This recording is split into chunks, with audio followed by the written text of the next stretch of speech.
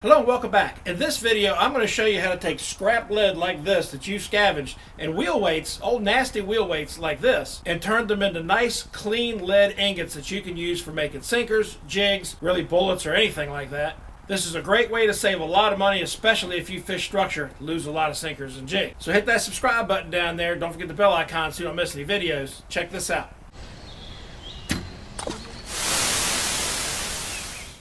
Our skinning shed actually makes a really good, well-ventilated smelting shed.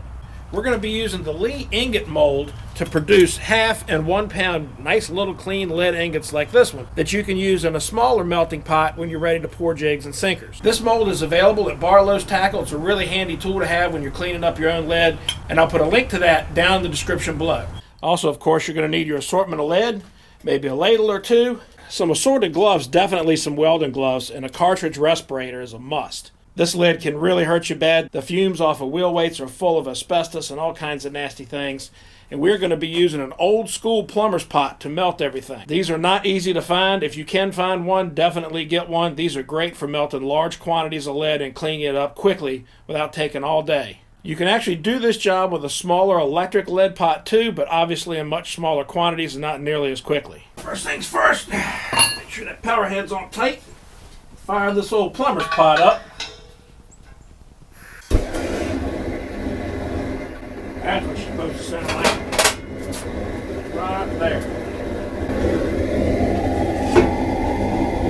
It's going to take a little bit to get that lead melted because everything's cold.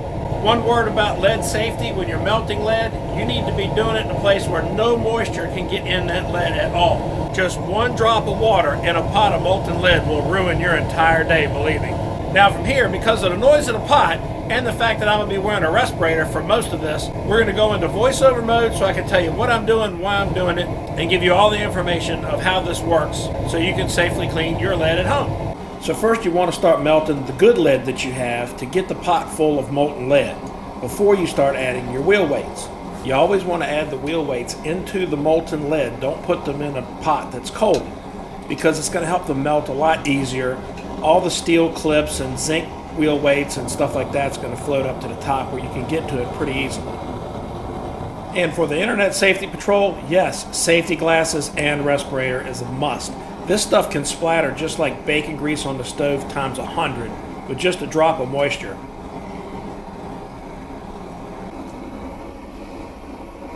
All of the slag and steel clips and everything's going to float to the top where you can skim it off pretty easily.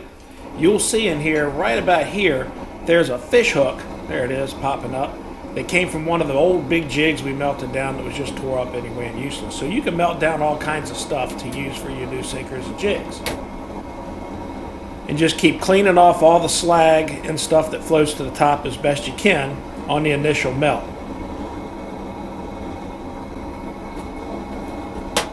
Now here's a good way to clean the lead the rest of the way. You can use a paste flux like this.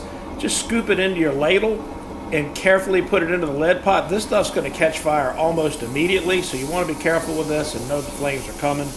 This will get all the carbon and the rest of the stuff in your lead to the surface where you can skim it off and really help you clean up the lead nicely. All this stuff's going to gather at the top of the lead where you can just easily skim it off and get it out of there.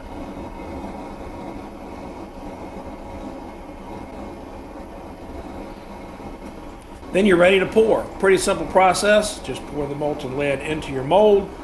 Be careful with it. You do not want this stuff splattering. And just fill them on up.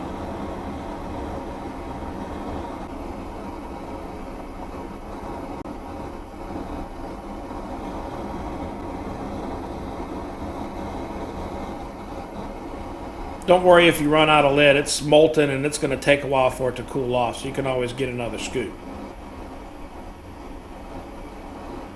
Then just set it somewhere safe where it's not going to burn anything or catch something on fire. And when it's cool, dump them out.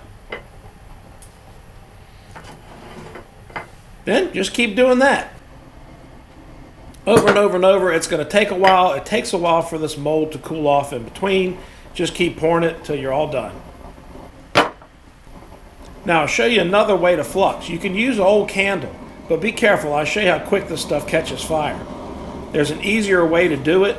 Go ahead and scrape some of your candle wax into your ladle first and then add it to the pot that way. This does almost as good a job as paste flux, and you probably have an old candle laying around the house that you could use anyway. Alright, so there you go. They're close to 100 pounds of lead, fully cleaned and processed, ready to pour into sinkers, jigs, and what have you. We went ahead and poured some sinkers while we were at it, because the mold's got to cool off in between anyway, just to make the ingots. Cleaning your own lead from scraps to make jigs and sinkers at home is actually pretty easy, but don't forget that safety equipment. It's very, very important. Even if you just have a small electric lead melter, you can do the same exact thing. It's just going to take a lot longer. And there are molds for pretty much everything you can think of. Barlow's Tackle's a great resource. Put a link to them down in the description below. I'll put a link up there in the cards to the rest of our jig making series. Don't be afraid to start making your own jigs and sinkers. It will save you a ton of money with just a little bit invested up front. Hit that subscribe button down there. Don't forget the bell icon so you don't miss any videos. We'll see you next time.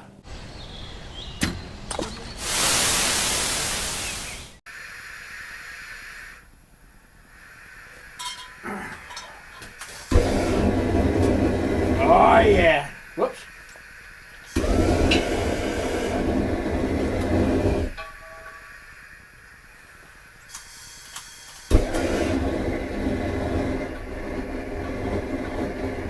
That's what you're supposed to sound like.